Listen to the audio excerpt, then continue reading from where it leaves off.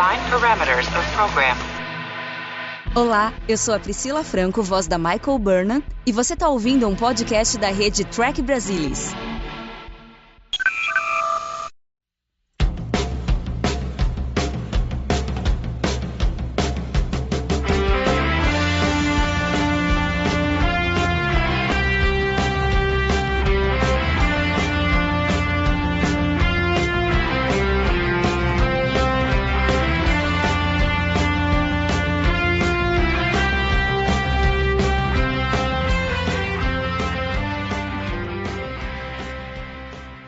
Olá, sejam bem-vindos ao Balde do Odo, o podcast da rede do Trek Brasilis para falar sobre Deep Space Nine, a melhor série de Jornada nas Estrelas. E hoje chegamos ao nosso 100º episódio do Balde do Odo para falar sobre a análise da 4ª temporada, que finalizamos na semana passada.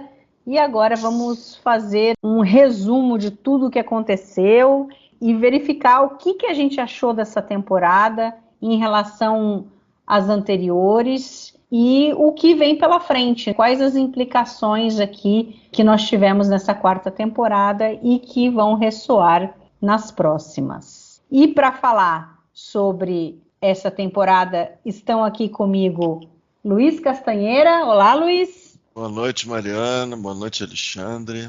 E Alexandre Bortolucci. Olá, Ale. Olá a todos, é um prazer estar aqui com vocês novamente. Bom, essa 4ª temporada começou já um pouco, como que eu posso dizer, polêmica, porque no final da 3ª temporada o estúdio chamou os produtores executivos, né, o Berman e o Ira, e disse que primeiro que não queria que o episódio final fosse um cliffhanger, e a ideia do Ira e companhia era fazer uma história mais ou menos o que foi feito no final das contas, no meio da 4ª temporada, com Homefront, Paradise Lost. E aí eles meio que tiveram que engolir o negócio dos Klingons, porque o estúdio achava que precisava ter alguma mudança, que precisava alguma coisa para subir a quantidade de pessoas assistindo a série. E aí, no fim, o próprio Berman que deu a ideia de trazer o Worf.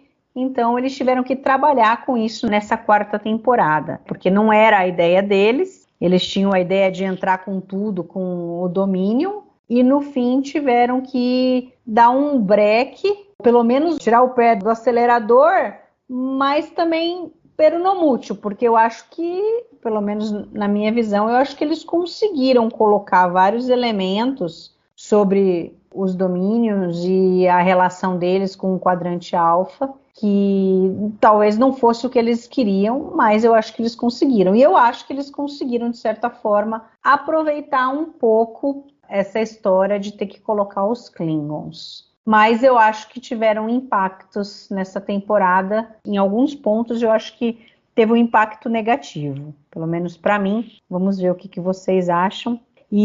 Mas antes da gente começar a falar, eu só vou fazer assim um resuminho aqui que eu fiz nas outras temporadas com relação às nossas notas, né? Então, eu fui a mais generosa com as estrelas. Então, a média da temporada, para mim, ficou em 3,1 estrelas. O Castanha depois vem em seguida com 2,94 e o Ale foi um pouquinho mais conservador, com 2,85, mas, assim, as nossas notas são bem superiores às notas das temporadas anteriores. E aí a gente tem aqui, assim, o que eu acho que é o mais interessante e que mostra, talvez, o diferencial dessa temporada é que ela foi muito mais consistente. A gente tem muito mais episódios bons e médios do que nas outras temporadas. Nas outras temporadas a gente acabava tendo muito mais episódios com 2 ou menos estrelas, e nesse ficou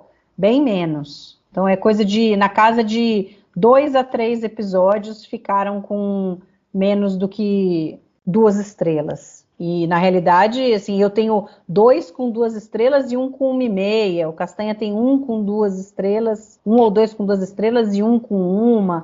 Então, assim, a gente percebe que houve uma melhora significativa aí nos episódios, né? A gente consegue ter uma regularidade mais, assim, né? Não tem aquela...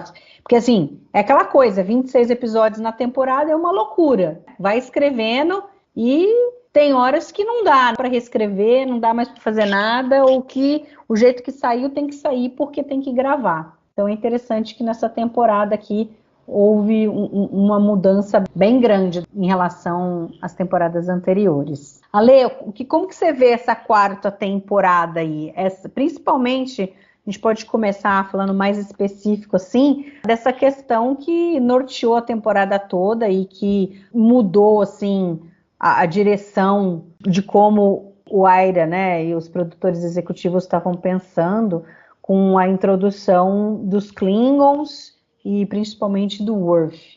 Bem, eu acho que há males que vem para bem, se a gente for pensar com a cabeça do Aira. Obviamente que essa mudança temática que teve que ocorrer nessa quarta temporada não foi exatamente aquilo que ele estava esperando, muito menos planejando. Então, como você já bem explicou aí no final da terceira, o estúdio chamou ele lá e o Berman e pediram para mudar um pouquinho, trazer alguma coisa que chacoalhasse a série. E aí eles chegaram lá, enfim, à conclusão de que seria interessante trazer os Klingons para a série, num conflito aí com a Federação, com base no que tinha sido falado numa frase lá pelo Transmorfo lá em The Dice Cast, né, da terceira temporada. Eu acho, assim, na minha opinião, tá? Eu acho que essa mudança, embora não planejada, foi benéfica para a série. A gente pode discutir aqui se essa mudança de rota no longo prazo poderia ter feito alguma coisa diferente para Deep Space Nine. Poderia, com certeza teria feito diferente, mas eu acho que como eles tiveram que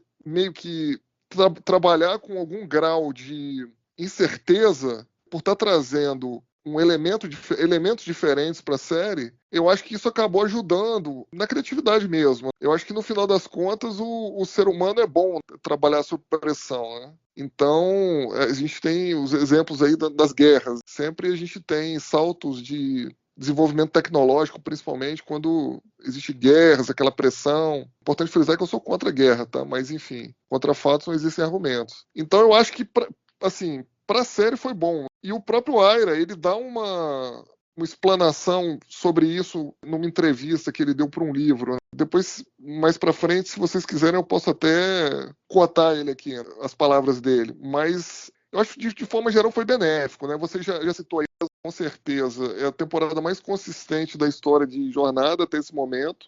Não adianta comparar essa temporada com temporadas que tenha 14 episódios, 13, 15. São coisas diferentes. Não adianta comparar maçã com banana. A gente está comparando aqui maçã com maçã. Então, se for comparar com outras temporadas de outras séries que tiveram a mesma quantidade de episódios ou quantidade de episódios parecidos, para mim essa é a melhor temporada de Jornada até esse momento, tá?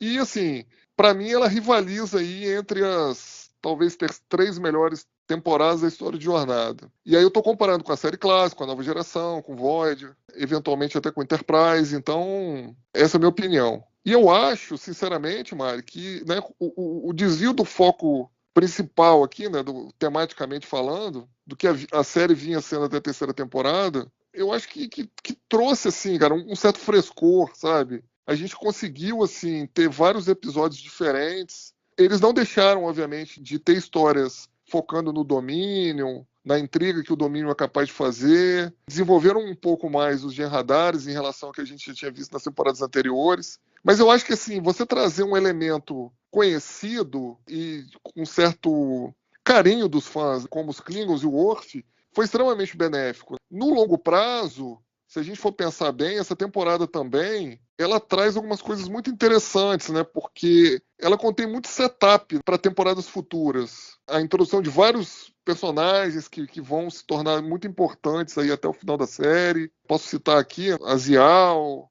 colocando o Eddington lá como um Maquis, eventualmente trazendo outros personagens convidados que viriam a ser praticamente recorrentes, como o Martok, o pai do Sisko, né, o Joseph Sisko, o Brock Peters, o ator, o Damar, né, e principalmente aí o Jeff Combs como A1. Então, assim, é difícil, cara, dizer assim, alguma coisa de ruim dessa temporada, sabe? Eu acho que ela trouxe muita coisa de que é o espírito de Jornada, o que a gente chama de suco de Jornada, né, em vários episódios, em Hard Time, A gente viu em The Visitor, a gente viu, assim, num dos meus episódios perdidos, como eu já comentei, né, do Body Parts. E a gente teve, assim, muita introdução de episódios com aventura, com contexto de humor não baseado nos Ferengues. Então, assim, acho que é uma temporada extremamente vencedora, uma das temporadas minhas preferidas. E, cara, tem muita coisa legal pra gente falar dela aí durante o podcast. E ao ar, ela foi um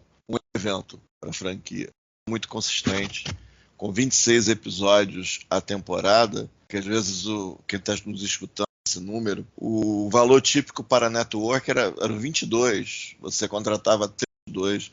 Jornada fazia temporadas de Ron Moore, nos podcasts dele, ele falava que o copo d'água transbordava no 16º, isso aí em meados da produção de Battlestar Galactica. Ou seja, até 16 episódios era gerenciável. Que eventualmente Battlestar teve temporadas maiores, negociações para a série conseguir seguir em frente e tal, aquelas coisas todas. Ou seja, 16, já no momento ali, já pós-revolução da TV. Então esse número, 16 para 26... Esse 26 é um negócio brutal mesmo. Então, espero que os espectadores tenham isso em mente. Então, a gente teve uma série que, nas 2 primeiras temporadas, digamos, o material mais nobre vinha do material bajoriano. Então, na 3ª temporada, com a introdução da Defiance, você teve uma redução desse material bajoriano, um pouco massageado. E aqui na 4ª você tem uma redução ainda mais drástica desse material. Por outro lado, você tem um histórico dos Klingons, à época já eram mais de 20 anos, já quase 30 anos de Klingons existindo na cultura pop, em particular em Star Trek, que você poderia brincar, e de fato brincaram. Os Klingons velhos já tinham sido introduzidos e foram retomados de novo, eram populares, e o Worf do Michael Dorn também era popular. Então é mais um negócio para você utilizar com a coisa do domínio, que é coisa de fato orgânica, a série, que eles tiveram um trabalhão para criar os 3 níveis do domínio, o que ele representa, como é que ele age, ou seja, mais material para colocar. E, de fato, muita coisa foi colocada aqui. Às vezes eu sinto falta, é uma estrutura global mais serializada para a temporada. Às vezes ela se parece um pouquinho amorfa. Tem vários episódios bons, tem uma consistência muito grande, tem uma variedade muito grande de episódios, com essa qualidade. É interessante que os episódios são muito diferentes entre si. A produção foi capaz de fazer episódios diferentes entre si, inclusive com direções de arte mais sofisticadas, diferentes fotografias. Quando você pega algo tipo Little Green Man, Homem-Bashir, você tem direções de arte diferentes, com objetivos diferentes, fotografias diferentes, e eles conseguindo fazer isso ali no orçamento de TV, que tem que produzir 26 episódios por temporada, entre outros exemplos. Então eles realmente conseguiram fazer isso tudo funcionar. Então talvez seja a única crítica, talvez eu pessoalmente sinto alguma falta do material, digamos, da velha guarda de DS9, das histórias bajorianas. Eu sinto um pouco de falta, porque eu acho que de todas as coisas orgânicas, essas são as mais orgânicas. Isso aí foi reduzido, mas como um cara sensível digamos, a bastardização de uma série em que ela vai se modificando, e esquece o que ela é. Eu acho que até mais na 4ª do que na 3ª, apesar de ter mais elementos na 4ª do que na 3ª, o Aire e companhia evitaram isso. Eles conseguiram absorver o Worf, conseguiram absorver os Klingons, fazer histórias interessantes para a maioria dos personagens desse elenco aumentado, e não pareceu em momento nenhum uma série que perdeu o rumo. É como o Aira tivesse feito uma negociação assim: se eu fizer esse negócio dos Klingons agora, esses caras vão me deixar em paz nas últimas temporadas. TNG conseguiu 7, talvez eu consiga 3 temporadas sem esses caras encherem meu saco. Então eu vou fazer isso para eles agora. E eventualmente eu vou ver como é que eu transiciono e volto para a coisa do domínio. Então, isso que ele fez. Então, ele conseguiu enxergar de uma maneira, não sei se foi essa questão de sangue frio, de experiência, de simplesmente ter um certo feeling dessas coisas, e ele conseguiu resolver dessa maneira. E talvez uma pessoa menos experiente tivesse se borrado de medo. Caramba, vão destruir a série, a gente não vai conseguir fazer. Não, ele conseguiu fazer. E isso também é uma coisa é uma coisa fascinante, eu acho. É muito interessante. E vendo essa temporada, gente, são quase 30 anos, né? Um negócio assim, é muito tempo de TV, é muito tempo, é incrível isso. E quanto eu ainda consegui gostar de episódios, quanto eu consegui alguns episódios, eu até melhorei um pouquinho o que eu achava, repensei algumas coisas, percebi coisas que eu não tinha percebido antes, isso depois de tanto tempo. Então eu acho que tem muita coisa interessante aqui, muita coisa boa para estudo e tal. A única coisa que eles não conseguiram fazer é uma coisa assim, eu mencionei, acho que o Return to Grace, tinha algumas coisas ali, naqueles diários de bordo, parecia que tinha ali um rascunho de algum arco com os Klingons, alguma coisa mais global, que poderia ter sido implementada e não foi. E tirando isso, a gente não tem grande problema. Eles conseguiram, além desses personagens que foram introduzidos e muitos deles foram importantes até o último episódio da série, até o finalzinho, o Aziel, que não foi tão importante até o final, mas foi muito importante também, estão introduzidos aqui vários exemplos de personagens que a gente não consegue, vendo o DS9 como um todo, não mencionar. Então aqui apesar de você ter muita coisa de Klingon, com a introdução do Worf, a gente tem muita coisa que fala do domínio. Ou seja, episódios que não tem serialização, mas que ajuda a construir o que é o domínio. Episódios como The Quickening, To the Death, o Hippocratic Oath, o Homefront Paradise Lost também, que ficou atrasado do fim da terceira temporada, entre outros. Ou seja, não tanto uma serialização, está acontecendo um arco, um episódio atrás do outro e tal, mas de você ter desenvolvimento, a construção de mundo no que tange o domínio. Se vocês pararem para pensar, eles tinham informações dos Vortas desde a segunda temporada e só aqui eles tiveram a oportunidade, finalmente, com o ator certo, com o personagem certo, de falar dos Vortas. Então é bem interessante. Então talvez não tenha aquele arco, uma estrutura maior global, mas muita coisa aqui seria utilizada, muita coisa sólida desenvolvida aqui seria utilizada na sequência, na quinta, na sexta e na sétima. Com relação aos Klingons em si e deles terem que incorporar essa história, eu acho que realmente, como vocês falaram, eles conseguiram incorporar bem a proposta, a história principal da série, e eu acho que ficou uma coisa orgânica, porque, como a gente fala, eu sempre falo assim, eu acho incrível como os roteiristas vão deixando migalhinhas, cada episódio eles colocam umas coisas lá, talvez eles usem, talvez eles não usem, e desde o The Search, quando eles foram lá analisar a mente do Sisk e companhia, eles pescaram ali qual a importância dos Cardassianos, dos Romulanos, da Federação, dos Klingons, e aí depois em The Dice Cast acaba ficando mais assim evidente isso, quando eles colocam que agora que a gente destruímos a Ordem Obsidiana e a Tal Shiar, Cardassianos e Romulanos não são mais um problema, agora só tem o Império Klingon e a Federação, mas eles mesmos não vão durar muito. Então, a hora que eles tiveram que introduzir os Klingons e colocar esse embate aí dos Klingons com a Federação, a coisa funcionou, porque não foi uma coisa do nada. Eles puderam, acho que, aproveitar isso daí. Eles adiaram um pouco a coisa do embate mais frente a frente com o domínio, que vai acabar só acontecendo efetivamente no final da quinta temporada, mas o domínio realmente não ficou de lado por conta disso. A gente tem muita coisa, vários episódios aí, então eu acho que eles conseguiram dosar bem. Mas eu ainda fico na dúvida com relação ao Worf. Eu gosto do personagem, acho que teve coisas interessantes dele e tudo, mas eu acho que a gente não precisava dele.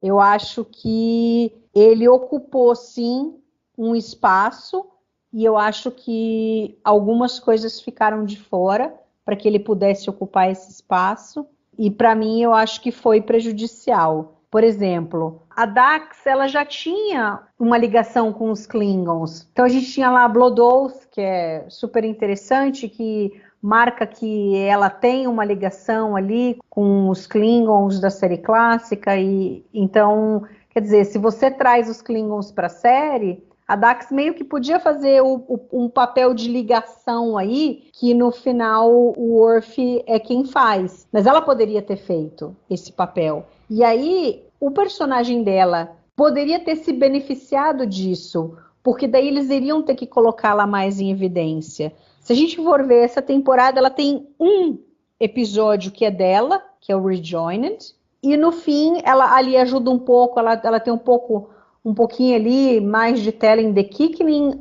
fazendo um dueto ali com o Bashir, embora o episódio em si seja do Bashir mesmo. Só que aí ela já começa a pegar a carona no Worf, e eu acho que no fim ela talvez vá acabar aparecendo mais por conta de ter pegado essa coisa de colar no Worf, mas eu acho que ela acabou não tendo mais possibilidade de ter desenvolvimento pessoal dela por conta dos trios e tudo mais. Então, eu acho que isso foi ruim.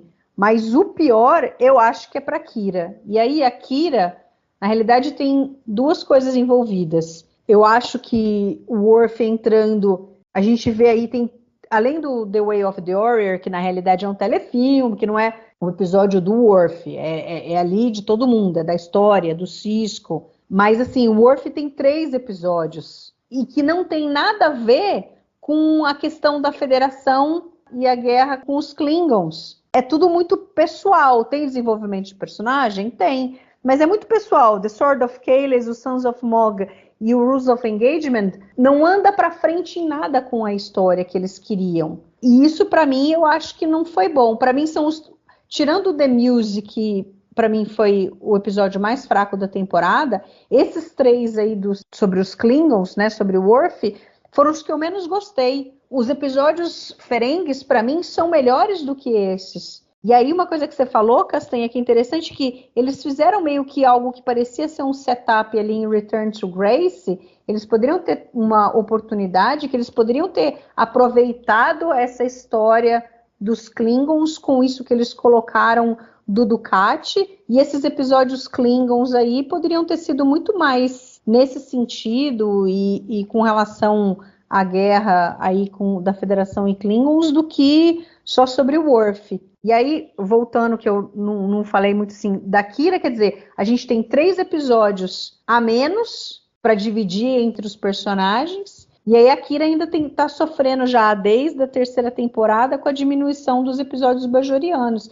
porque inevitavelmente a grande maioria dos episódios bajorianos, ou todos os episódios bajorianos que a gente teve até agora, ela estava envolvida. E aí essa é uma temporada que não tem nenhum episódio que seja dela. Nenhum. Em Discretion e Return to Grace, ela divide a tela com o Ducati, que em alguns momentos ele talvez até se destaque mais. Então eu acho que a entrada do Worf nesse sentido foi prejudicial. Eu acho que teve que dividir, não tem jeito, você tem um personagem a mais e você vai ter que tirar de algum lugar. E eles focaram bastante nele. 3 episódios é muito, se a gente for pensar. Então eu acho que nesse sentido ele não foi bom. Eu não teria colocado o Worf, mas a história Klingon eu não vejo problema. Eu acho que encaixou com a história que eles queriam contar, apesar de ter desviado um pouco aí da rota que eles tinham previsto inicialmente. Eu acho impossível você ter a Guerra Dominion sem envolver os Klingons e os Romulanos eventualmente. Então, eventualmente, os Klingons teriam que ser envolvidos. E os Romulanos também, alguma capacidade. Então aqui, eles acabaram, talvez antecipando a questão de ter os Klingons envolvidos com um tipo de história. O receio de ter um golpe de Estado em Cardassia, a Cardassia enfraquecida, essa guerra aí com Cardassia, etc, etc, etc. Seria inevitável. Então isso é uma coisa. Os Klingons seriam inevitáveis. Então, os Klingons, eu não tenho como falar muita coisa. A questão do Worf, eu não sei se teve alguma questão contratual ao ponto de número de episódios, mas foram generosos com ele. Assim. O The Way of the Warrior é um telefilme, é uma peça de elenco, mas o Worf tem um destaque grande. Se for dizer qual é o personagem, digamos, central ali, o que sofre, o que tem a vida modificada devido àqueles acontecimentos, é o Worf. O título se refere a ele, inclusive. e você teve mais 3, bastante pessoais, talvez o Rules of Engagement, talvez um pouco menos pessoal, não sei, mas como escrito também é meio difícil, acaba ficando difícil discutir esse ponto. Então você tem mais 3, então são 5 segmentos. Então talvez tivesse alguma cláusula ali. Aí eles tiveram que adaptar, que fazer alguma mágica aí com material para Akira. Então eles tiveram que emparelhar com o do K. O Crossfire é um episódio do Odo, que parece que é um episódio que desenvolve Akira, mas às vezes eu penso que é um episódio muito mais do Odo do que da Akira. Você tem o Accession, que ela é uma parte importante do Accession, mas ali ela faz parte da história, também não é algo central para ela. E eventualmente ela recebe as partes ali da Keiko no final. Então ela também está... É um esforço ali de um coletivo ali de atores e de personagens. Então é menos tempo. Por outro lado, eu acho que a Naná nessa temporada está muito bem. Até a mudança de uniforme, que algumas pessoas criticam, houve uma mudança de uniforme, o sapato mudou e tal, mas em nenhum momento, de novo, eu costumo falar muito, a Naná tá gostosinha, a Akira tá gostosinha, mas eu falo um pouco de sacanagem, mas não é exatamente o óbvio. Eu acho que, eu não sei por ser dançarina, a Naná Vissa, ela tem uma graça ao se mover no espaço cênico que é muito bacana. Tem uma sensualidade? Tem, mas é uma coisa bonita de você prestar atenção. E eu acho que aqui na 4ª temporada eu prestei bastante atenção nela. É muito difícil. Tem horas que parece que é uma animação, que foi feita uma animação para chamar a atenção, para enfeitar aquele plano, aquela sequência. Então eu acho que ela está muito bem assim, no trabalho. Tem aquela cena antológica lá do The Visitor, né, do escurinho, que acaba sendo espelhado ao final da série, entre outros momentos. Eu sempre faço questão de falar algum outro momento. Tem um momento, se eu não me engano, é no Sons of Morgue, que ela está comandando a Defiance. Você tem um plano dela, ela está parada olhando para a tela, pega ela de perfil. Brincadeira. Que coisa linda, assim. É muito bacana. Então não tem nada a ver com a atriz, obviamente não tem nada a ver com a personagem, mas houve uma perda de espaço, até para o que você tem, que se estabeleceu que o Worf comandaria Defiance também. Então é mais uma perda de espaço. E você tem 3 episódios ferengues que eu acho que você tem em todas as temporadas algo dessa monta. Então o episódio Ferengue era uma coisa que ia bem. Um certo clubinho, uma certa bolha olhava, arregalava os olhos para os episódios Ferengue, mas no grosso, os episódios Ferengues eram bem aceitos. Então você tem 3 episódios Ferengues de novo. Então, os episódios Ferengues dessa vez, eu acho que eles mudaram em média, melhores, um pouco. né? Eles são melhores, eu acho que acabam... assim, eles ainda são cômicos, mas eu acho que eles, não sei se é melhor escrito, se o tema ficou mais interessante, porque o Little Green Man é bem interessante, e aí ele é um episódio bem diferente, né? Por ser ali eles voltarem no passado para a Terra, então eu acho que ficou bem interessante. O Bar Association tem uma questão que ainda é muito atual e da discussão sobre o trabalho e o direito dos trabalhadores, e aqui ele dá assim, faz com que o Quark se distancie dos Ferengues tradicionais e passe a ser mais, digamos, mais moderado, por conta de uma influência da Federação. Então, isso é interessante. E aí, em Body Parts também, a gente tem isso, né? Então, eu acho que acabou sendo episódio, por exemplo, Body Parts acaba sendo um episódio mais sério. Então, não é aquela comédia pastelão. Então, foram episódios bem melhores. E aí, eu acho que o Bar Association tem umas coisas interessantes, assim, pro Ron também, porque aqui se cria um setup para o que a gente vai ver lá mais para o final da 5ª temporada, né? Especialmente na 6ª temporada, ele vai acabar tendo mais tempo de tela por conta dele ter saído do bar e ter ido trabalhar na engenharia. Só uma coisinha, depois eu vou querer ver o que o Alexandre acha dessa questão da Akira, é que quando a gente pensa na questão da guerra, o meu lado de escritor frustrado, ele gosta dessa coisa de ter, tipo, Worf e o Martok, de eventualmente ter um Romulano e ter um almirante Romulano. Eventualmente a gente teve o Sisko e o almirante numa situação de guerra aberta. Então você via talvez uma personagem como a Dax não fosse tão importante assim. E mesmo a Kira, primeiro oficial, porque a Kira está ali porque ela é primeiro oficial, porque o Sisko assumiu a missão e o corpo governante ele é oficial comandante, mas ele quer o primeiro oficial bajoriano. Ele veio trabalhar aqui, mas ele quer um representante local, quer ter esse canal direto com o corpo governante local. Tá, faz sentido.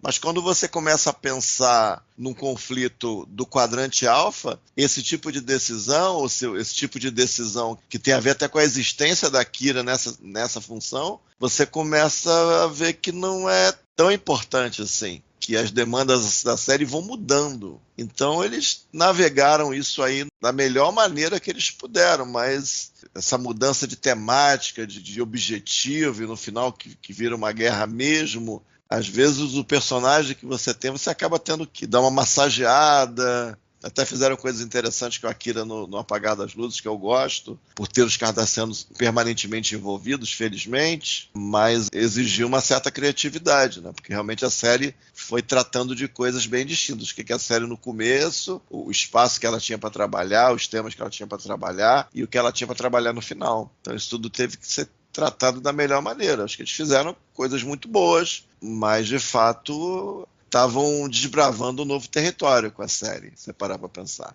Exatamente, esse negócio da Dax que eu falei, óbvio que não funcionaria a dinâmica dela com o Martok como funciona com o Worf e o Martok. Aí as histórias teriam que ser diferentes, eles teriam que moldar em função do que poderiam fazer com a personagem. Porque ela virou a coadjuvante, ela assumidamente virou a parceira do Worf, literalmente. Ela poderia ser a primeira oficial na Defiant, porque realmente, agora a Defiant vai sair para uma missão aí que tem a ver com a Federação. Aí o Sisko vai, a Dax pode ir como primeiro oficial dele, e a Kira fica na estação tomando conta aqui da estação, porque a estação tem que continuar sobrevivendo. Então, imagino que seria uma dinâmica meio dessa assim, que é o que acontece até depois para frente, porque durante a guerra, o Worf tá lá com o Martok e a Dax é quem naturalmente assume ali a posição. Mas agora vamos ouvir então o Ale dessas trocentas outras coisas que a gente comentou aqui. Bom, eu tendo a concordar um pouco com os dois. Acho que essa questão do Worf ter um pouco mais de tempo de tela do que era se esperado, vamos dizer assim, por uma questão, acho que sim, contratual. Num dado momento lá, quando o Michael Dorn negociou a vinda dele para Deep Space Nine, ele deve ter colocado algum tipo de cláusula de proteção, né, do personagem, para ele não virar mais um coadjuvante, algum acessório. E acho sim que isso deve ter sido contratualmente especificado. Aliás, quando a gente pesquisa um pouco mais sobre bastidores dessa época, não sei se é verdade, mas dizem que ele pediu o salário que o Patrick Stewart ganhava na nova geração, na última temporada da nova geração. E aí nós estamos falando de 6 dígitos, né, que obviamente na época não foi aceito. Por episódio.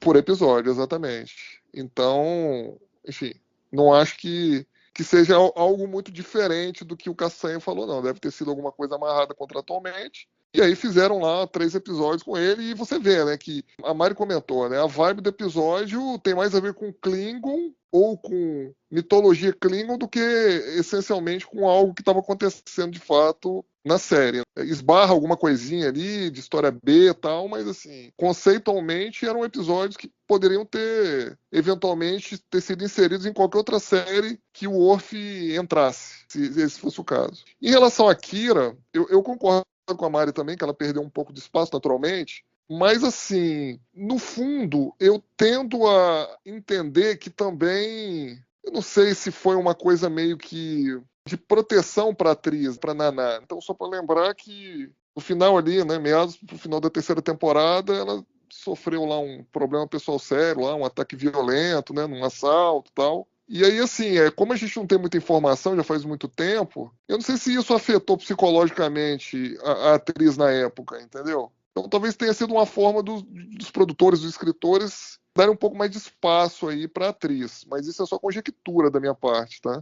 Então, não sei. Eu tendo a entender que foi isso que aconteceu. Porque se a gente for perceber, depois desses episódios, você vê que, de alguma forma, a participação dela acaba sendo diminuída. Se você for comparar, por exemplo, com o começo da terceira temporada, né? Que teve vários episódios aí focando nela, onde ela teve realmente uma participação muito mais ativa, o que demandaria, obviamente, muito mais horas de trabalho. A gente chegou a ouvir que tinha dias de trabalho que eram 16 horas de gravação, entendeu? Ela ainda tinha que chegar um pouquinho mais cedo por causa da maquiagem, embora não seja uma maquiagem pesada, ainda assim tinha que chegar mais cedo por causa da maquiagem, então o negócio do nariz, né, a prótese ali do nariz na testa ali, bajoriana e tal. Então, não sei.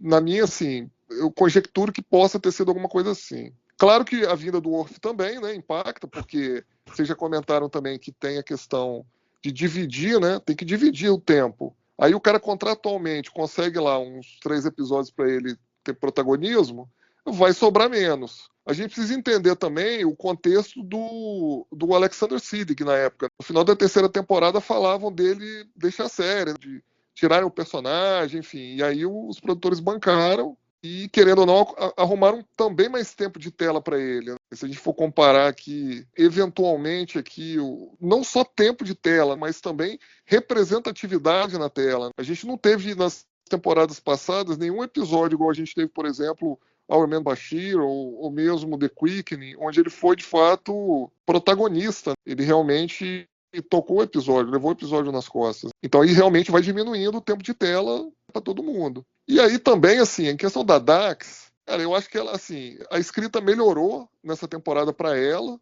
De alguma forma, eu acho que a gente já comentou isso em outras oportunidades, em outros podcasts. Eu acho que os caras sentiram, os produtores sentiram que talvez a Terry Farrell não estivesse muito à altura de um maior protagonismo do que ela já teve aqui, entendeu? Pelo menos nesse momento. E aí, cara, eu acho que eles tomaram a decisão mesmo, racional mesmo, de falar, olha, realmente, talvez ela esteja um pouco aquém do que a gente precisa para um personagem protagonista mesmo, como é a Nana Visitor, né, a Kira, como é o Avery Brooks, eventualmente como é o Armin Shimmerman, como o Quark. Eu não vou nem falar do René, né? O René é fera. Mas, assim, acho que ela estava um pouco abaixo, né? Se você for comparar com o restante do elenco regular. Então, acho que também teve impacto isso, no tempo de tela e na qualidade dos roteiros que ela recebeu, cara. Ela, assim, honestamente, na temporada passada, teve aquele episódio horroroso com ela, né? Meridian, muito ruim. Dentro da história do jornal, um dos piores episódios. E, cara, assim, Rejoined, cara, não é exatamente também uma obra de arte. Acho que, inclusive, a interpretação lá esqueci o nome da atriz, lindíssima, inclusive, que faz o par com ela. É Susana Thompson, não é? Susana Thompson. A Susana Thompson foi muito melhor que ela, cara, entendeu? No episódio, na minha opinião. Então, acho que aqui tem mais a ver com a envergadura da capacidade do ator mesmo, entendeu? No caso da Dax. E, cara, quando o Worf entrou na série, querendo ou não, apesar dela ter virado ali uma dupla do Worf, né, um acessório do Worf, eu acho que acabou fazendo bem para ela também, cara. Porque como ela tinha esse background de cultura Klingon, né, que era a questão do Curzon lá, eu acho que isso acabou encaixando bem para ela. Ah, tá, mas pô, será que era isso que ela queria? A própria Terry Farrell, né, quando saiu da série, ela diz, né, numa entrevista também, pro livro lá que eu comentei. Ela fala, cara, eu era atriz número 5, né? Eu queria tentar outras coisas, não estava muito afim mais de fazer 26 episódios, queria só fazer 13 na última temporada. O Rick Berman não aceitou, entre outras coisas, né, que ela falou. Então, acho que assim, acho que os produtores tomaram ciência do tamanho dela mesmo, como atriz, e isso impactou diretamente no desenvolvimento da personagem, combinando aí dela ser a Parmac lá do Worf, né? Como a gente vai ver aí a partir do início da quinta temporada. Então, você acha que foi a melhor solução possível? Cara, eu acho que sim. Eu acho que se você for olhar assim, de forma bem assim, fazer uma crítica construtiva, tá? Nada contra a Terry Farrell como pessoa, mas como atriz, cara, ela realmente era comparando assim, ela era o elo mais fraco ali dos atores regulares da série. Assim, você comparando antes e depois, até a carreira, você vê que realmente ela contribuiu um pouco menos, entendeu? Como atriz, na vida dela como atriz mesmo. Uhum. Então acho que foi o que deu pra fazer, cara. Os caras falaram, escalamos essa moça realmente, assim, na minha opinião, tá? Ela foi escalada pela extrema beleza dela, ela ia ser meio que a a Track Baby da série Deep Space Nine, mas ela, assim, não tinha o mesmo talento que o restante do elenco regular, cara, como atriz. E aí, cara, fizeram o que deu pra fazer, entendeu? Colocaram ela em algumas circunstâncias lá pra tentar, de alguma forma, reagir, tirar um coelho da cartola, em algum tipo de episódio direcionado a Dax. E, cara, a verdade é que ela não conseguiu.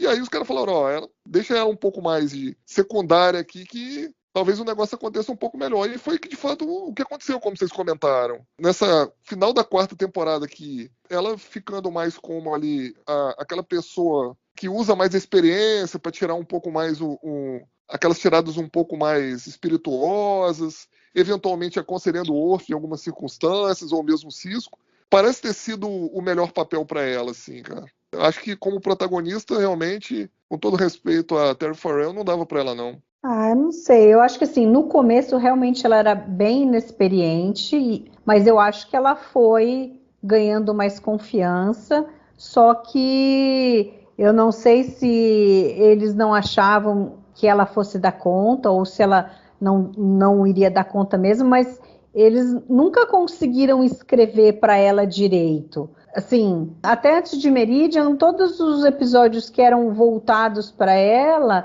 ficava meio que à parte. As outras pessoas que resolviam as coisas para ela, né? Lá no primeiro, no Dax, depois no Invasive Procedures, em Equilibrium, ela nunca teve efetivamente a oportunidade de fazer alguma coisa. E aí, quando tem alguma coisa, o roteiro também não ajuda, a escrita não ajuda, como, por exemplo, o Meridian. Eu acho que aqui em Rejoined já foi melhor, não é um super episódio, nada, mas eu acho que é bom. E aí, eu acho que essa coisa de, por exemplo, se não tem o Worf, mas tem os Klingons com mais evidência, eles iam ter que utilizá-la. Aí, a gente não sabe o que aconteceria. Ela poderia ir bem, como poderia não ir. Isso a gente não vai saber. Mas, assim, não deram, eu acho que, oportunidade para ela, para que ela, de repente, pudesse mostrar alguma coisa. Porque aí depois ela vira coadjuvante do Worf. Ela pode aparecer bastante, porque o Worf aparece bastante, mas não é uma coisa de protagonismo. E aí eu meio que comparo com o Bashir. Ok, o Siddig é um ator melhor do que a Terry Farrell, mas assim, eles também demoraram um tempo para acertar a escrita do Bashir. Eles queriam uma coisa para o personagem que não ajudava. E agora eu acho que nessa temporada eles acertaram. Para mim, na realidade, eu acho que é o personagem que teve uma maior evolução aqui de todos os que a gente viu. Porque aí realmente eles colocaram histórias que focavam no melhor dele. Nessa questão dele ser médico, dele ser excepcional no que ele faz, nessa qualidade dele de ser super empático. Então, lá em Hippocratic Oath, ele tenta fazer o possível para conseguir achar uma solução para o vício dos genradares. Em The Kicking, ele move montanhas para tentar descobrir a cura. Mas, ao mesmo tempo, eles conseguiram equilibrar essa coisa do Bashir ser o bon vivant, de ter uma vida fora ali da frota. Ele tem as coisas que ele gosta de fazer, então um pouquinho ele com o O'Brien se divertindo na Holosuite, e aí eles trazem Our Man Bashir, que foi um episódio excelente, assim, e que ele tem aquela coisa de dar em cima na mulherada e tal, mas não ficou mais uma coisa esquisita e forçada, ainda mais porque eles colocaram ele assim, fazendo um paralelo com 007, que o cara tem essa característica, então casou bem com ele, então ele acabou sendo melhor escrito, e eu acho que isso ajuda, eu acho que isso faz com que o personagem cresça, e o próprio ator também. Então eu acho que assim, as coisas ali não ajudaram para Terry Farrell e para personagem. Eu acho que quando ele foi concebido, eles quiseram usar aquela técnica que você coloca o personagem, esse personagem vai ser irritante por projeto, e a audiência vai reagir e vai se irritar com esse personagem, mas aí o roteirista paulatinamente vai mexendo com esse personagem e vai amadurecendo. E como a audiência já está mexida por ele de alguma maneira, ela acompanha detidamente esse amadurecimento. Só que eu acho que isso foi feito de uma maneira pouco consistente e eu acho que demorou muito ali nas 2 primeiras temporadas. E o ator é competente, você vê momentos, não sei, Kardashian, The Wire, principalmente já na 2ª temporada, o ator é muito competente. E isso foi feito de maneira inconsistente. Entendeu? Acho que tentaram fazer dessa maneira, mas não foi bem feito. E aqui eu vejo na 4ª temporada ele emergindo com o Hippocratic Oath, com o Homem-Bashir e o The Quickening, material que tem a ver com ele, mas também você vê, na realidade, 2 desses episódios com o O'Brien e com o Garrick, mas você vê também o O'Brien no final do Hard Time, em outros episódios, ou seja, eles deram material para ele ter protagonismo e eles continuaram fazendo o melhor possível das relações da química que ele tem com o Garrick e com o O'Brien. Eu ouso dizer que aqui nessa 4ª temporada eles não deram bola fora em nenhuma dessas 2 coisas. Várias ideias interessantes de Bashir, O'Brien, Keiko, em múltiplos episódios, ideias interessantes que só enobreceram, que só tornaram mais forte, mais pujante, mais memorável o relacionamento dos 2. E que culmina em que eu acho que é um dos grandes momentos da série, no momento que o Bashir demove o O'Brien de cometer o suicídio ao final do Hard Time. Então eu acho que realmente ele emerge dessa temporada como uma das peças mais fortes da série. Entendeu? Então foi uma mudança e tanto para o Bashir. E pensando bem, ele ainda a questão de ser parecido com o Khan, para não dar spoiler demais, e a questão da S-31 depois ainda não havia sido introduzida, tá entendendo? Então, no fim da história, o Bashir, da 4ª temporada em diante, ele se tornou uma das peças mais importantes da série. O ator também soube buscar as oportunidades. Ele foi para dentro. Carregar aquele homem Bashir, não é qualquer ator que carrega, não. Tem que ter um certo charme, tem que ter uma certa vibe, sabe? Não fica ridículo. Você começa a rir do cara. Isso tá ridículo. Aí você entra no negócio, você começa a se divertir com o cara. Quando o cara é competente para fazer, ele demonstrou que sim. The Quick, em outros momentos. Então ele teve oportunidades, ele soube aproveitar essas oportunidades. E a impressão que eu tenho é que sempre o Rick Berman gostou muito do Sid. Ele sempre admirou muito o Sid. Então, apesar de no começo eles terem feito um pouco de bobagem em, ao mesmo tempo, torná-lo irritante e não remediar isso mais rápido, o Berman bancou. E ele teve oportunidades e ele acabou se tornando um dos personagens principais. Obviamente, por esses motivos todos.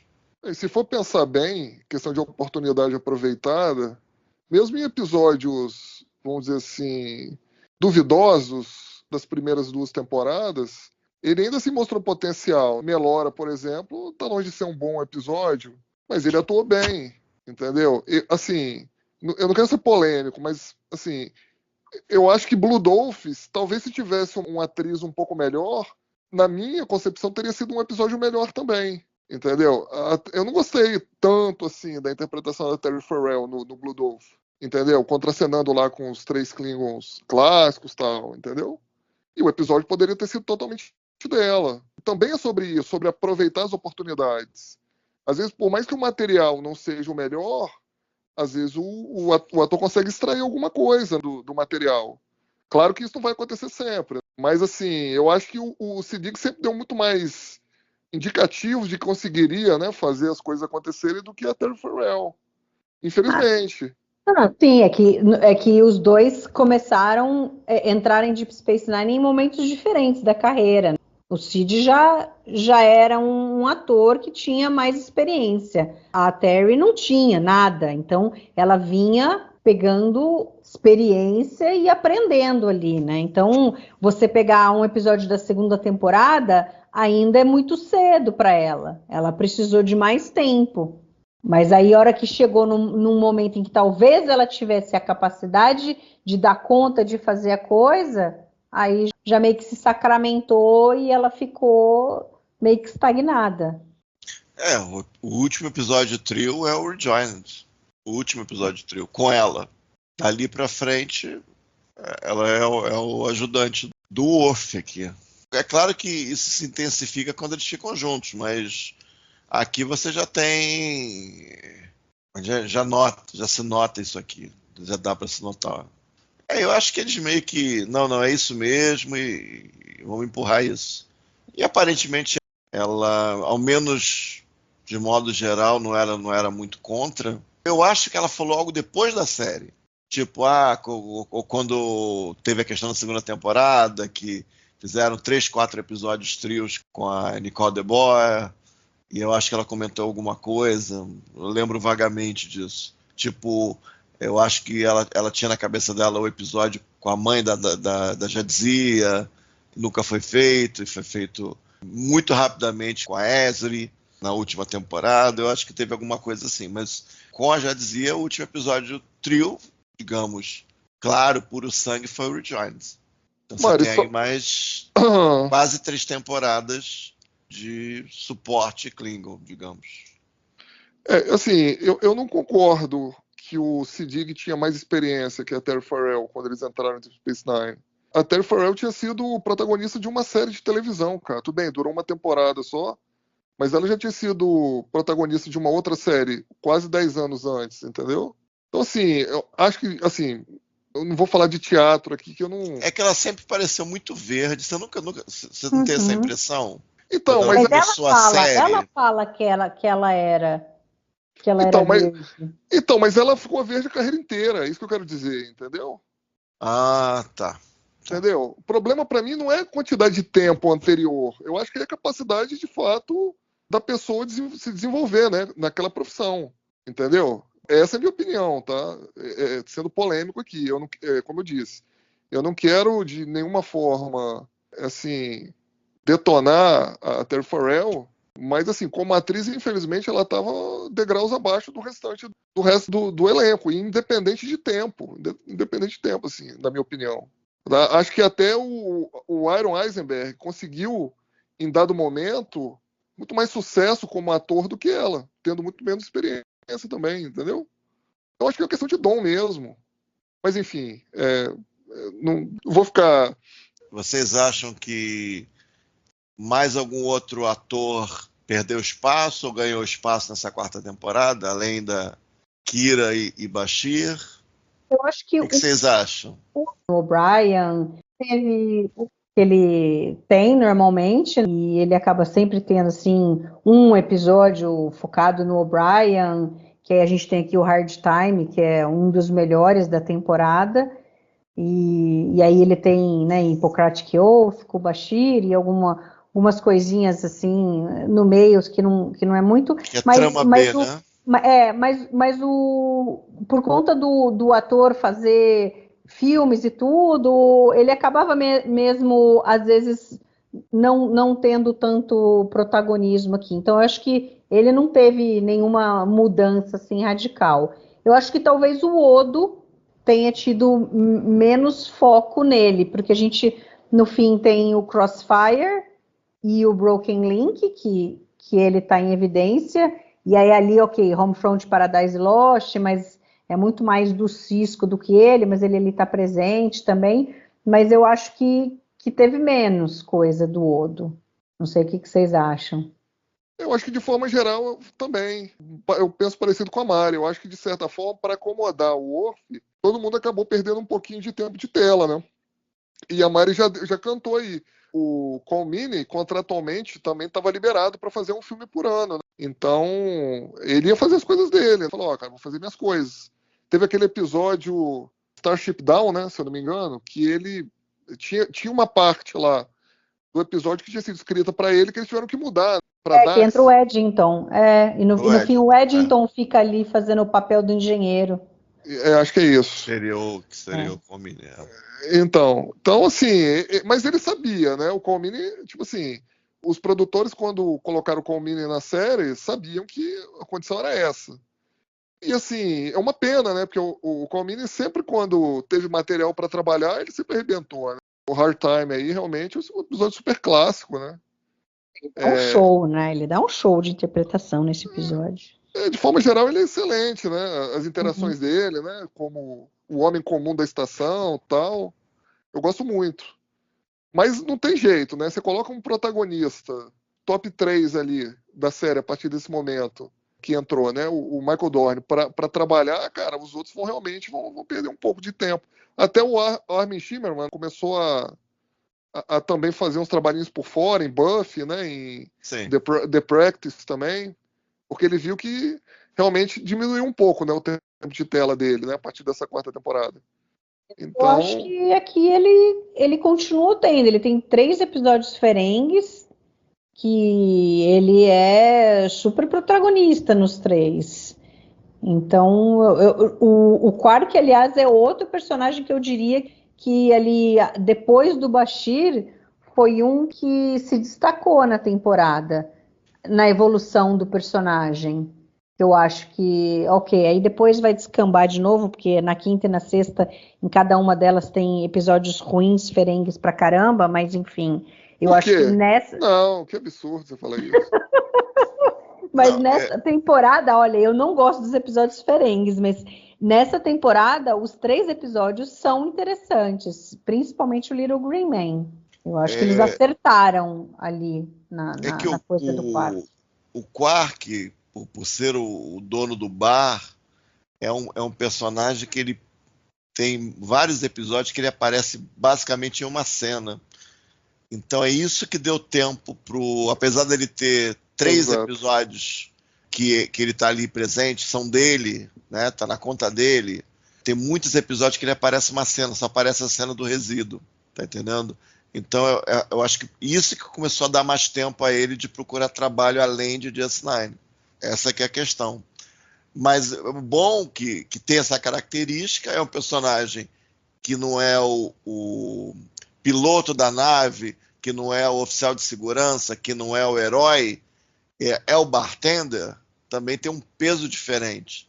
Então ele tem os 3 episódios dele, os demais episódios ele tem menos tempo naturalmente, isso não chama atenção negativamente, e ele teve tempo para fazer outras coisas.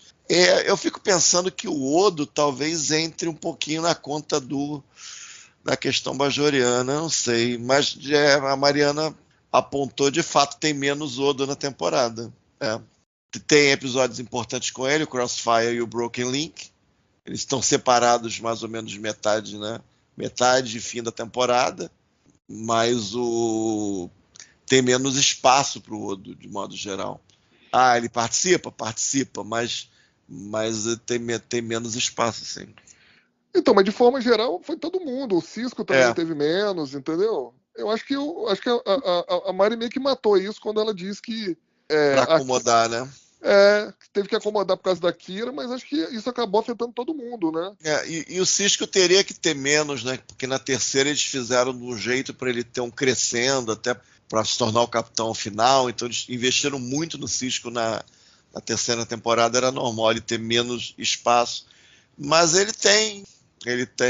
Mas eu acho que o Cisco tem bastante espaço nessa temporada. Sim, eu acho variado. Acho que tem muita coisa acontecendo com ele. E variado, cada base dele é tocada. Soldado, pai, emissário.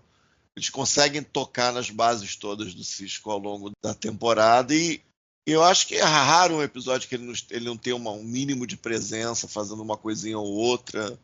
É raro, eu imagino. Ele abre com The Way of the Warrior, que ele tem protagonismo. Depois você tem o The Visitor, que ele tem protagonismo. Depois Confront Paradise Lost, principalmente. Ascension, principalmente. Shattered Mirror, For the Cause, To the Death. Então eu acho que o Cisco não perdeu. Eu acho que o Cisco vem, na realidade, ficando com muito mais espaço do que ele tinha no começo. E talvez esse negócio da Kira, talvez eu tenha essa impressão, porque Cisco, na primeira temporada, a Kira foi a protagonista, muito mais do que o Cisco. E na segunda temporada, a gente ainda teve muita coisa de Bajor, então ela teve muito presente. Na terceira, quando eles começaram a cortar as histórias da política e religião bajoriana, A Kira sofreu muito com isso. E se a gente pensar que nessa temporada a gente não tem a Win. A última vez que a gente viu a Win foi em Life Support. Não, ela vem depois, calma aí, Life Support, ela aparece depois de Life Support, ela aparece em Shakar, né? Ela aparece em Shakar, e aí agora ela só vai aparecer em Rapture, vai ser o próximo que ela vai aparecer. Então você vê que tá tudo meio ligado, isso daí. Eu acho que o Sisko vem crescendo, ele agora, e tem aquela coisa, acho que também, até a temporada passada ele era comandante, então essa é a primeira temporada inteira que ele é capitão, que eu acho que também tem um peso. E a coisa de terem mudado a aparência dele poder raspar o cabelo, o cavanhaque, o ator se sentiu mais confortável no papel, e a gente percebe isso aqui, porque lá atrás, vira e mexe, a gente via que ele estava meio desconfortável. O Ale sempre falou, pô, se tem algum episódio que ele não gosta, que o roteiro é esquisito, ele não dava de si ali. E agora ele tá muito mais incorporado no papel do Sisko do que a gente viu antes. Então, eu acho que no fundo o Sisko nessa temporada tem, e o que você falou é muito legal. É um monte de coisa que eu coloquei aqui, porque a gente tem a chegada, né? Aparece o Joseph Sisko, então ele tem agora a figura do pai dele, das ligações que ele tinha com a terra e com o restaurante. A gente tem lá em Shattered Mirror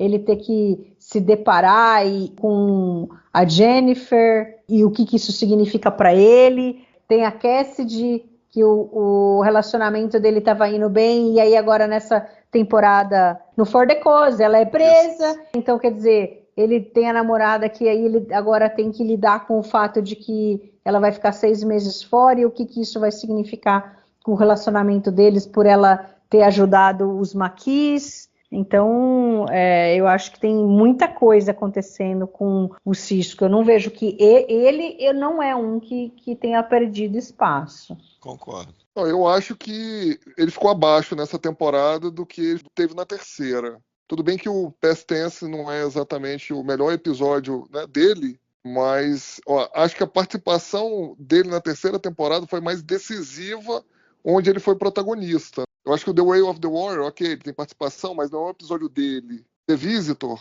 também, ele teve participação, mas não é um episódio dele Sisko. Aí depois a gente pode falar Homefront, Paradise Lost, ok, pode ser um episódio um pouco mais dele, mas também acho que tem uma divisão maior de tela aqui. Até no episódio, no episódio da temporada anterior, né, no Explorers, eu acho que ele teve assim, mais protagonismo do que ele teve, de forma geral, nos episódios aqui dessa temporada, entendeu? Com exceção, talvez, do Shattered Mirror, né, que eu também não é exatamente um dos meus preferidos. E ele no modo banana no For the Cause, né, que, enfim, para mim não fez bem isso para o personagem, mas essa é só a minha opinião. Então, assim, comparando, né, a estabilidade dele da terceira temporada para a quarta, eu ainda acho que a terceira temporada para ele foi melhor, foi mais estável para ele, como protagonista. Acho que a quarta decaiu um pouco, assim, ainda nem quantitativo, é qualitativo mesmo, entendeu? Não sei. Eu acho que essa temporada me parece mais importante para ele do que a anterior. E porque aqui, ainda mais aqui que tem a virada total da chavinha dele como emissário em Ascension. Eu acho que isso foi fundamental para o personagem, para as coisas que vão acontecer para frente. E aí, por outro lado, o Jake, eu senti que ele teve bem menos. Pois é, muito embora eu acho que em termos de quantidade de episódio, assim, por temporada, não é tanta mudança, assim. Ele participou de 9 episódios essa temporada e nas 3 anteriores tinham sido 31. Então, quer dizer, mais ou menos 10 por temporada, vai.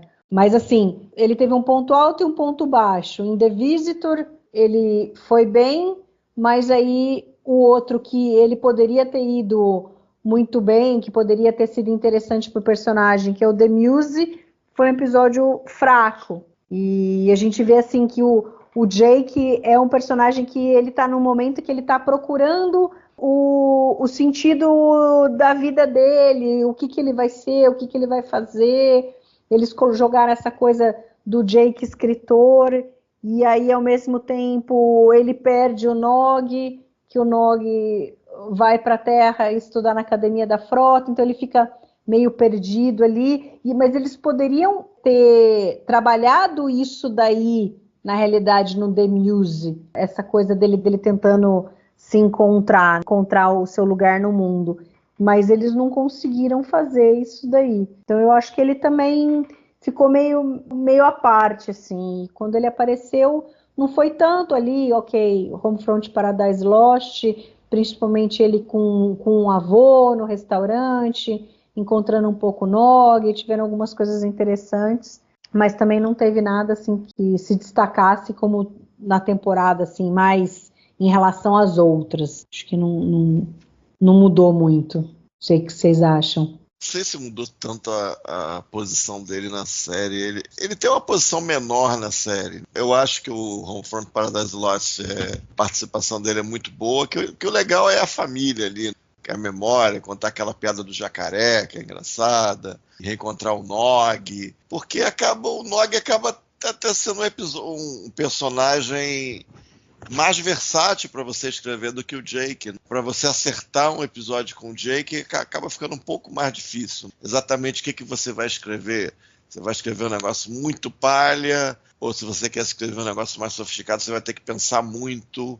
E é até interessante na 6ª temporada, tanto o Fabian the Stars e tanto o In the Pale Moonlight, em determinado momento, tiveram uma grande importância no roteiro, uma grande importância do Jake, em alguma versão, e eventualmente ele teve a participação muito reduzida, o foco deixou de ser o Jake, por exemplo. Então talvez por essa questão dos caras serem escritores, o Jake ser escritor, e às vezes, não, por que não põe o Sisko como escritor? Funcionaria melhor. Então acaba sendo uma dificuldade. Mas eu não sei se dizer que ele perdeu espaço. Eu acho que ele perdeu um Nog, eu acho. Eu acho que ter o Nog ali era um facilitador para você ter história, até uma traminha B, ele sozinho ali, na realidade seria A, no The Muse, não sei, parece um pouquinho torto. Com o Nog daria para fazer outras coisas na estação. Então talvez a perda do Nog fosse um problematizador nesse sentido. Mas quando ele aparece, ele vai bem, né? Fazer a parte inicial do The Visitor, Tony Todd fez a parte mais velha, Homefront Paradise Lost é muito bacana a coisa da família Sisko, ele tá bem ali, muito bem, ele encontra o Nog, tem aquela química que já é testada em batalha, entendeu? Então é basicamente o que ele tem aqui, alguns momentos com o pai, em alguns momentos menores por aí. E eu não sei se dá para dizer que ele perdeu espaço, até porque realmente é um personagem menor em importância. Ele é muito importante para o protagonista da série, mas para a série ele é menos importante e é um pouco mais difícil às vezes ter a história certa para usar o Jake.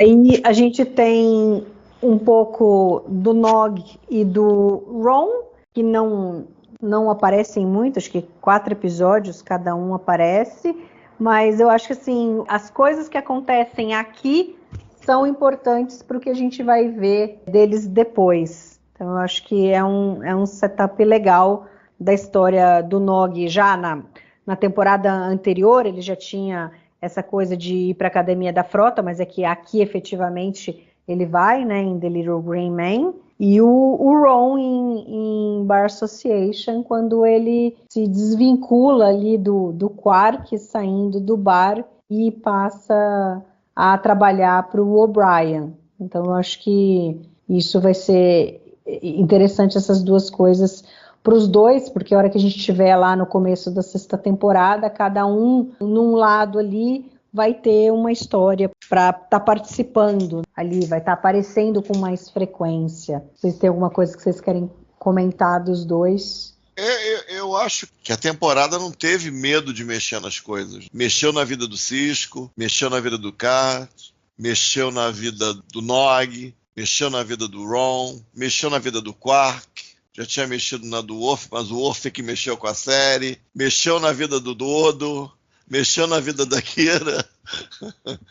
Então a série não teve medo de dar a sacudida em várias coisas nessa temporada, e são coisas que foram sendo tratadas e atacadas e desenvolvidas ao longo de episódios. Não teve bem um reset, claro, em muitos desses casos. Então foi uma temporada que também mexeu muito com os personagens. Eles estarem fazendo outra coisa, terem outra ocupação, terem outra área de atuação, e daí vai. Então tem vários exemplos de... teve a traição do Eddington, ou seja, mudança total, virou traíra, entre outros, eu acho. Então, não tem... É engraçado, né? E como não tem um reset claro, isso aí vai sendo desenvolvido ao longo do tempo. E é bem legal isso. Fora a sacudida de trazer os Klingons. Então, eu acho bacana e sem bastardizar a série, eu acho. Acho que é o mais legal. E essas sacudidas foram, na sua maioria, benéficas, interessantes, coisas úteis, coisas importantes ao longo dessas últimas 3 temporadas foram devidas a essas sacudidas que foram dadas aqui. Então, várias sacudidas. Se você listar todas, tem bastante coisa aí. A Ziol vindo morar na estação, e daí vai. Tem um monte de coisa. Que daí até é bom ter falado na Zial, que daí faz o gancho pro Garak, que não sei, eu acabei não olhando efetivamente, assim, contando quantos episódios ele participou da 3ª temporada ou da 2ª, mas nesse aqui é gozado. A gente tá tão acostumado com o Garak que parece que ele é um personagem que aparece sempre, mas no fim das contas não é tanto assim.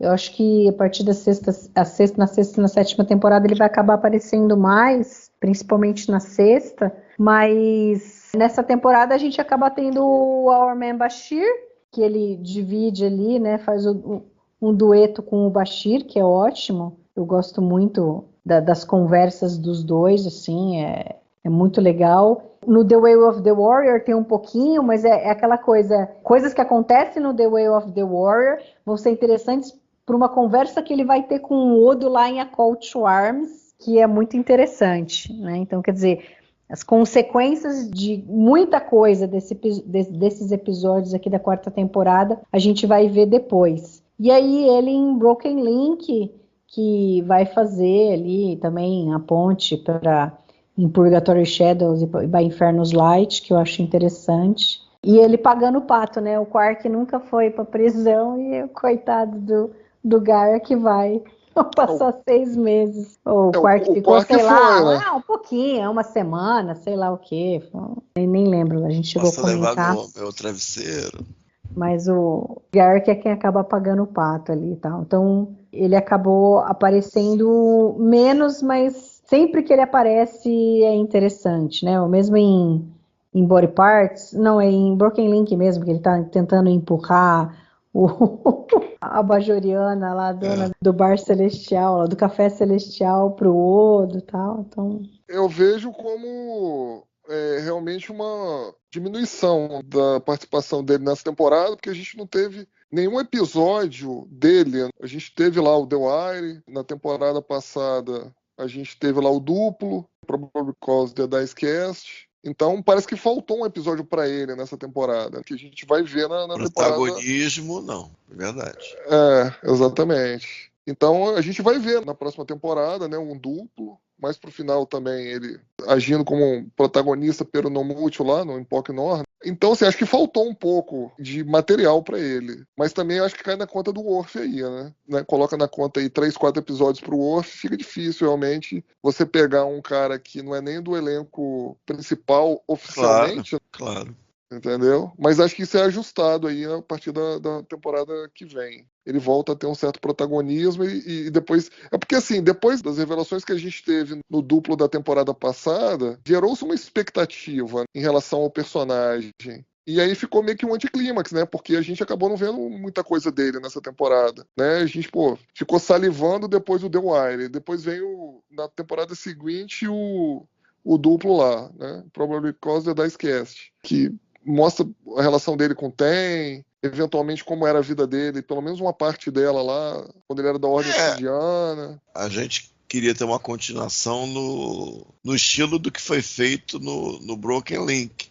não foi feito muito bem no Broken Link, eu acho. Então a continuação seria ele fazer alguma coisa contra o domínio, ou alguma coisa dentro do esforço de guerra, alguma coisa nesse sentido. Então meio que a frequência do que ele tentou fazer ali meio esquisita, a gente já discutiu, no Broken Link. Foi a única coisa, creio eu, no sentido. O resto são coisas laterais, assim, tematicamente. Só que faltou essa coisa mais aguda em relação ao domínio. Então, o For the Cause tem a ver com a Ziol.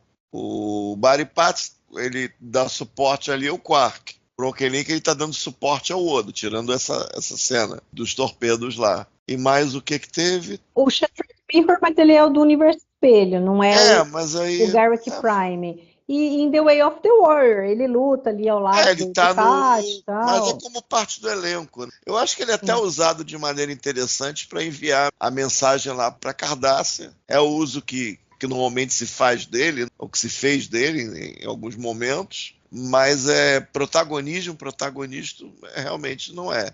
Talvez é isso que o Alexandre esteja se referindo, de ter um episódio que seja mais carregado, pelo menos ele mais um, que no caso do Purgatório Shallow by Infernus Light, ele tem muito destaque, apesar de ter outros personagens ali, tem muita coisa acontecendo, ele tem muito destaque, e tem a questão do Ten, então naturalmente é um episódio muito importante para ele. E é uma continuidade em relação ao Improbable Cause the Dice Cast, que o Broken Link não conseguiu ser.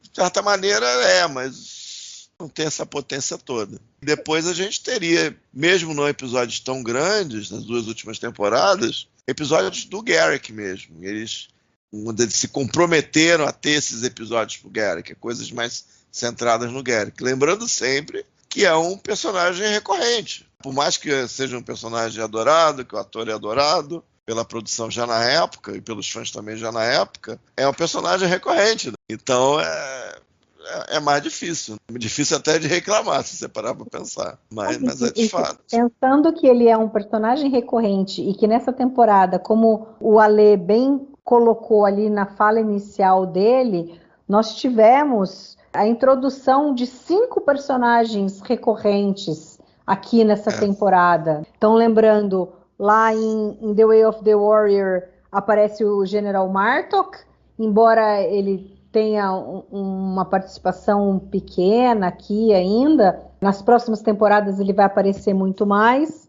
Aí a gente teve o pai do Cisco e depois o Damar também ali em Return to Grace, é coisa pequena. Ele vai retomar agora, vai aparecer no primeiro da 5ª temporada, né, no Apocalypse Rising. E a gente tem o Eon, que também apareceu em um episódio, no To The Death, e a Zial, que apareceu em 2, né, em Discretion e Return to Grace. Então você vê, é um monte de personagem recorrente. Tem que brigar com isso. Que aparece aqui. Então, quer dizer, é muita coisa acontecendo, é muita história para ser contada. Então, acaba tendo que dividir um pouco aí, né? E ele, como personagem recorrente, tem que dividir com todos esses. E aí uma coisa que... O Kat aparece em 2 só. Indiscretion e Return to Grace, acho que é. Não, e aparece no The Way of the Warrior também, né? Desculpa. Tá certo. E aí tem essa coisa, assim, do tema que a gente já... Na realidade, até falou, acho que no episódio passado, falou alguma coisa nesse aqui. É a temporada dos renegados pelos seus pares. O Worf abre a temporada e o Odo fecha a temporada. E aí no meio a gente tem o Quark, o Ducati, mesmo sendo recorrente, mas então eles se juntam ao Garrick como os renegados, os que foram defenestrados pelas suas raças, e todos acabam aqui, com exceção do Ducati, permanecendo em Deep Space Nine, né, sendo acolhidos em Deep Space Nine. Da minha parte era isso. Ale, tem mais alguma coisa que você gostaria de comentar sobre a 4ª temporada que a gente não falou? Tem. Aqui mais parte da produção. Não vou entrar na parte técnica. O Gary Hudson saiu ali no final da temporada, supervisor de efeitos especiais, enfim. Isso aí eu não acho que traga muito interesse. Mas acho que uma mudança que foi importante nessa 4ª temporada foi a chegada do Hans Beimler na equipe de escritores. Realmente parecia que faltava braço, né, nas temporadas anteriores. E a partir da entrada do Hans Beimler, parece que realmente o time de escritores ficou mais coeso. O Hans Beimler, só para recapitular, já tinha trabalhado na Nova Geração com o Richard Manning, e aqui ele voltou para a jornada sozinho. O Manning não voltou com ele. Então acho que foi importante. Eu acho que nessa quarta e quinta temporadas, em termos de consistência, são as temporadas mais consistentes de Deep Space Nine, em qualidade, eu falo. Quarta e a né? quinta, você fala. Consistência de qualidade de episódios. Não estou dizendo tematicamente, em arcos de episódios, isso não. Estou dizendo o seguinte, se você pegar a quantidade de episódios, a conta que a Mari faz aí sempre no começo, eu acho que a quarta e a quinta são as melhores nesses termos. Depois a gente pode discutir tematicamente, se foi melhor ou não, que na minha opinião não é. A quarta e a quinta tematicamente não são as melhores, mas são as mais consistentes, né, episódio por episódio. E eu acho que isso ajudou muito. O braçal lá de fazer 26 episódios por temporada, acho que ajuda muito você ter o cara que é talentoso, o cara que se enquadra bem lá com o resto da equipe de roteiristas que já estava trabalhando. Tem até uma foto clássica deles, dessa equipe lá na ponte da Enterprise clássica, lá quando eles foram fazer o Trial and Tribble Actions. Acho que fez muita diferença isso, até na qualidade, né, no impacto na qualidade dessa temporada e da próxima temporada de Deep Space Nine. Vai se tornar o parceiro de escrita do Aira a partir da sexta temporada. Isso, mas aí eu acho do Robert Hewitt Wolf. Então, mas aí eu já não acho que foi, tipo assim, uma coisa acabou não compensando a outra, entendeu, Mari? Não, sim, mas eu digo assim, ele entrou agora e aí, com a saída do Robert Hewitt Wolf, foi uma boa coisa que ele estava aqui, porque ele passou a ser o parceiro do Aira. É porque aí não teve jeito, né? Tinha que botar alguém, botaram ele, né? Sim. Outra coisa que o LeVar Burton entrou na rotação de diretores nessa temporada. Eu gosto dele, tá? Enfim, ele é meio polêmico aí, mas ele é um cara que eu acho que sempre tenta fazer algumas coisinhas diferentes, tem uma visão legal, assim, esteticamente. Acho que ele fez bem para Deep Space Nine, tá? Do ponto de vista artístico mesmo. Dirigiu, a pegada de direção dele foi muito boa nos episódios que ele dirigiu aqui. E aí nessa a gente tem as últimas participações do Reza Badi e do Alexander Singer, né, aqui na rotação. Eles pararam aqui nessa quarta temporada. A partir da quinta aí a gente teria vários novos diretores entrando aí, enfim, né, o que deu uma oxigenada legal aí na série. A visão da série, enfim, os caras novos, a maioria deles teve uma participação positiva a partir da quinta temporada, mas só para deixar registrado aí. Né? E uma última coisinha, que eu falei que eu ia cotar aqui o Aira, quando ele se refere a essa quarta temporada, eu vou ler as palavras dele que eu traduzi aqui, Tamari. É um pouquinho longo aqui, mas acho que vale a pena. Também é daquele livro lá, os 25 anos de jornada lá, tal, enfim, aquele livro que a gente praticamente leu juntos lá. Então ele fala assim, ó, nesse ponto, parei de me sentir como a ovelha negra bastarda da família. Pode ter começado na terceira temporada, mas na quarta temporada, os lunáticos estavam administrando o asilo. As comportas estavam abertas e havia uma sensação de potencial. Foi tipo, o Worf vem junto, não estávamos esperando isso, mas droga, vamos fazer dar certo. Vamos fazer tudo dar certo. Nós vamos encontrar maneiras. É como se fosse uma tela enorme, e naquele momento parecia que estávamos fazendo o papel de um rolo. Estávamos construindo sobre o passado e estabelecendo coisas sobre a série, o que a tornaram única. Nesse ponto, foi tipo, tudo bem, demos a eles o Worf. Esqueça os corações e as mentes dos fãs. Eles virão. Nós somos o filho do meio, o que quer que eles queiram nos chamar. Mas queríamos fazer o melhor show que pudéssemos. Um show do qual poderíamos nos orgulhar. Foi uma ótima sensação. Um sentimento inebriante. Então isso aqui são as palavras do Aira, no que ele estava sentindo ali naquela final de terceira e quarta temporada ali. Eu acho que tem tudo a ver, né? Eles falaram assim, cara, a gente teve que conceder aqui pro estúdio a vinda do Worf, os Klingons, mas, cara, paciência. Tipo assim, nós vamos fazer o nosso melhor aqui e vamos continuar fazendo o nosso melhor. E realmente fizeram o melhor deles, né? E, assim, na minha opinião, até esse momento, o melhor de jornada. E é interessante, assim, é sobre a quinta temporada, não é sobre a quarta, mas aí, isso que você falou, quer dizer, eles aceitarem aqui, tentarem fazer o melhor aqui com isso, proporcionou que depois eles pudessem fazer o que eles queriam, porque aí lá no meio da quinta temporada, eles chegam para os caras falando, olha, a gente colocou os Klingons como vocês pediram, tal, mas a gente está achando que a gente tem que fazer os Klingons ficarem amigos da Federação de novo.